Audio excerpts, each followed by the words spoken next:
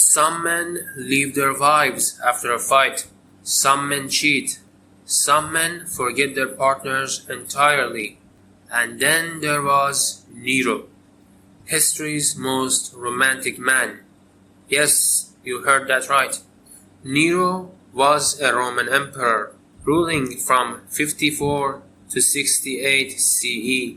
He's famous for extravagant parties, building projects, and most importantly, love. Real, deep, undying love. The kind of love most husbands today can only dream of. And by love, I mean his devotion to his wife, Poppaea Sabina. When Poppaea died, and while pregnant, some historians say, most men would have mourned privately. Nero did not. He couldn't just move on. Instead, he found a young boy named Sporus who resembled Poppaea, and he forced him into a role to take Poppaea's place. Historical sources say the boy suffered. Life for Sporus was altered, but who gives a shit? This was done in the name of love, true love. Why would we care if a young slave would suffer? Now, you might be thinking, that sounds horrifying. And yes, it might have been, but let's not get distracted. Nero's heart was pure. He was devoted. Most men forget anniversaries. Most men fail to honor the memory of their wives. Nero, well, he might have took it to an extreme level, but he's a romantic. In fact, some modern historians might call Nero an eccentric early champion of trans rights or a pioneer in gay advocacy. He forced a boy into a woman's role, publicly, a bold statement, a romantic visionary. Of course, Nero had other hobbies. He executed his mother, Agrippina. He may have even killed his stepbrother, Britannicus. He could be cruel to slaves and rivals. Fires broke out in Rome. People suffered. But really, who gives a shit? He loved his wife that much. And maybe those victims deserved it.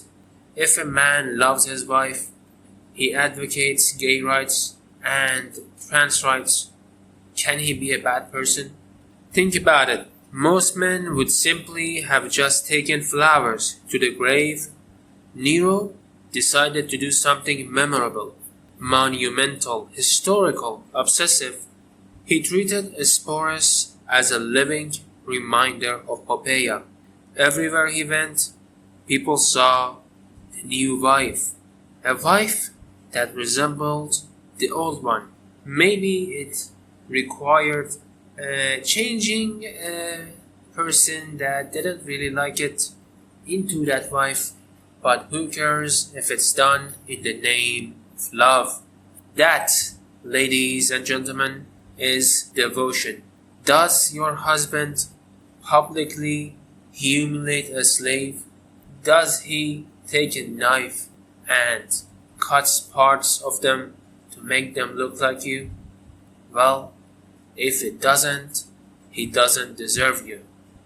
And yes, some might call this extreme, some might call it monstrous. Some might quickly and quietly whisper, how is this romantic? But let's be honest, in a world where men ignored their wives or married 5 more, Nero's life is inspirational, a beacon, history's most dedicated husband. This shows women that there is still hope. There was men 2,000 years ago that cared about their wives this much. He also had his quirks. He performed music in public, held extravagant shows, burned Rome, allegedly. Minor details. The point is, he loved unconditionally, excessively, improbably. No one has loved like he did ever since. So, next time someone complains their spouse didn't text back or forgot their anniversary, just remember Nero, the man who loved beyond reason, who turned grief into action, who forced history itself to acknowledge his love. A man so committed, so romantic, so progressive, that he made the rules of love his own. History is messy. Love is messy. But sometimes they collide spectacularly. That is Nero, history's ultimate romantic hero. Thank you for paying attention to this video. Slay Queen!